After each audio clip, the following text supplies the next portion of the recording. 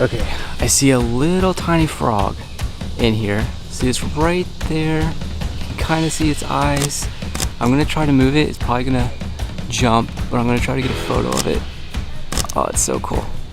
Move this down a little bit. Don't jump. There it goes. There he is. Ah, he's just looking the wrong way though. Oh, he jumped away. Oh, so close.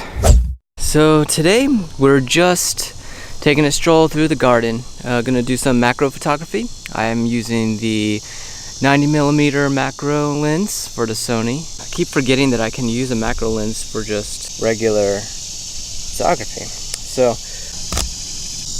I typically do like to shoot my macro at 2.8. I just like to get the background, or I just like as much bokeh as possible.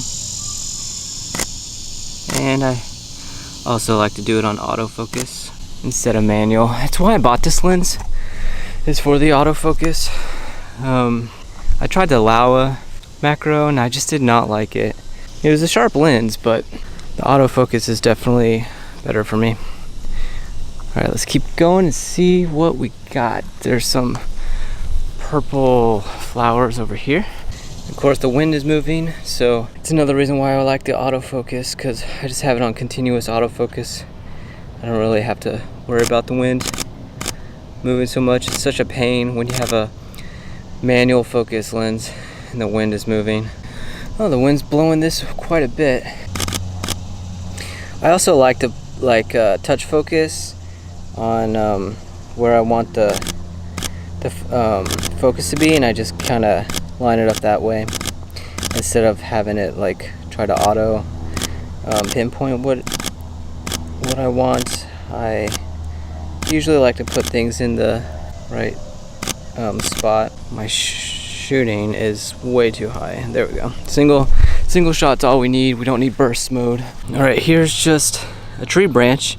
But the thing I really like about macro is, you know, if you just have a normal like lens, you might not like pick up on this, but I like to look for these little things, like just this little twig here that's a little different color, and then when you focus on it, everything else is kind of blurred out. That's why I like using a 2.8.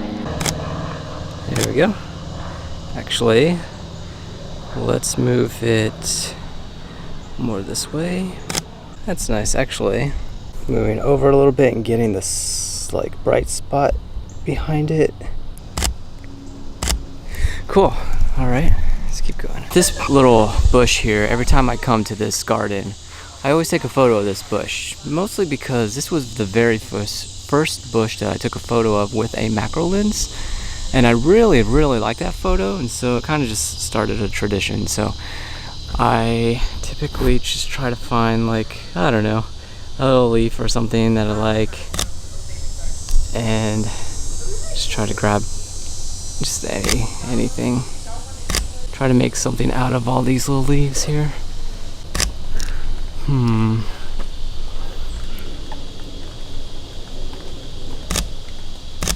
Maybe go vertical or portrait.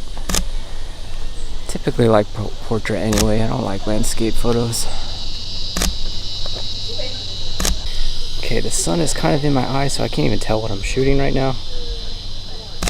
So hopefully some of this looks good. I do like the way the light is. Maybe if I turn it black and white, this might look cool. Okay, I think that looks pretty good. I always like when I see stuff like this where there's like just a little flower, like a leaf or flower petal that has fallen but it's stuck to like a bigger thing and creates like this contrast. It's always fun to like take a photo of that. All right, here this bush has a pretty interesting design. So it's kind of like dying, so it's turning colors. You got the brown, you got the yellow, and then you got the green. I do like that a lot. It's pretty cool. And then you got the sun. So I don't know if it looks better if I get up closer. Just realized my white balance was on auto white balance, which I absolutely hate. Okay, here's one. It's got some water in it, so that's kind of cool. Just try to get a good one of that. I like the orange in the background as well. All right, there's these little houses here. They're doing this at this garden. I'll just take a photo of it. Okay, this is cool. There's some like mushrooms growing up here on this fallen down tree roots. So I see this small mushroom. Bring down my ISO. And I like this because there's some roots in the foreground and kind of blurred out. So you can tell that it's like behind something. Can't quite tell if I'm getting it in focus though, so I'm going to give more f-stop to it. So f4.5, there we go. That's a pretty good shot, I think.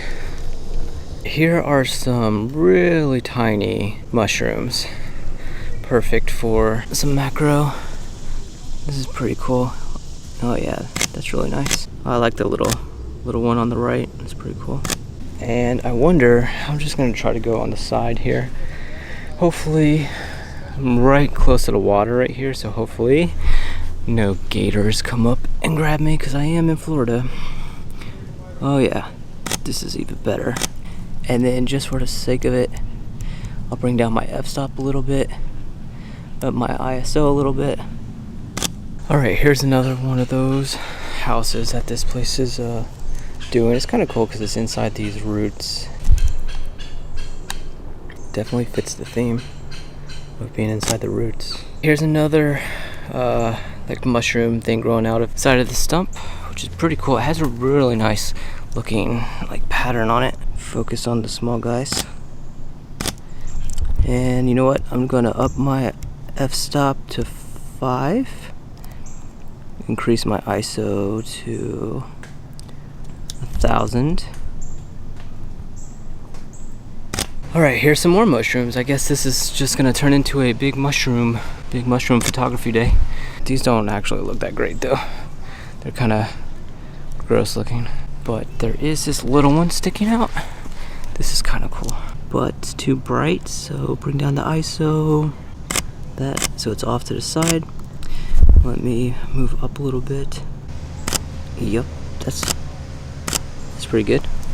Cool. And then also right next to that is this little, what is that? I forget what these things are called, but you can blow them, you know, and the seeds go out.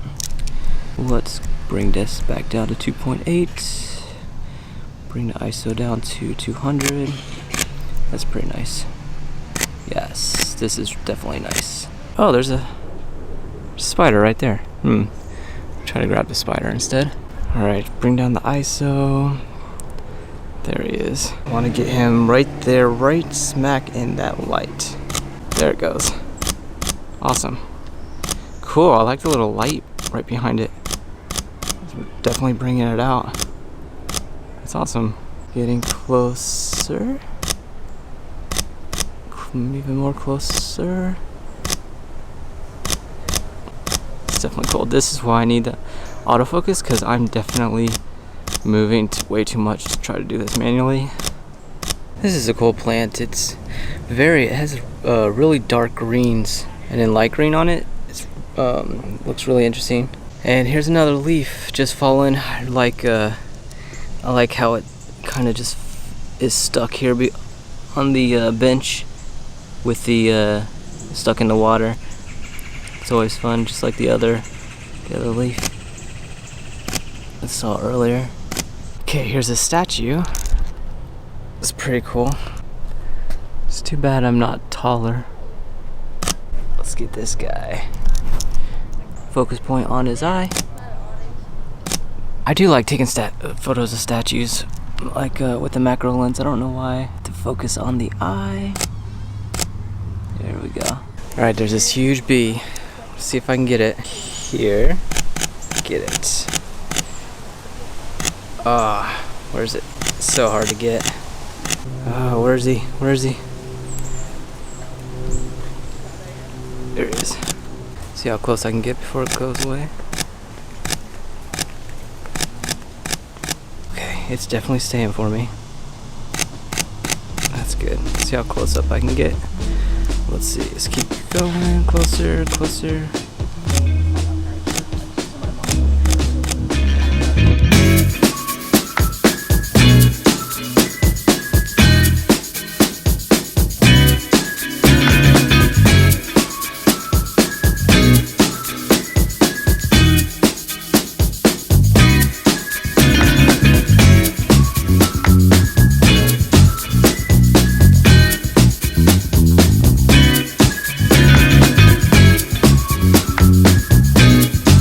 Alright, well, I got some good photos on this round. I've narrowed it down to these 4 photos, and I think I would choose number 2 as my favorite, mostly because my eye goes to the orange, but I definitely like number 1 as well. So tell me, which photo do you like most? Vote by leaving a comment below. Also, if you like this style of video, let me know by giving it a thumbs up, because I'm trying to figure out what kind of style I should be doing in YouTube. Thanks for watching.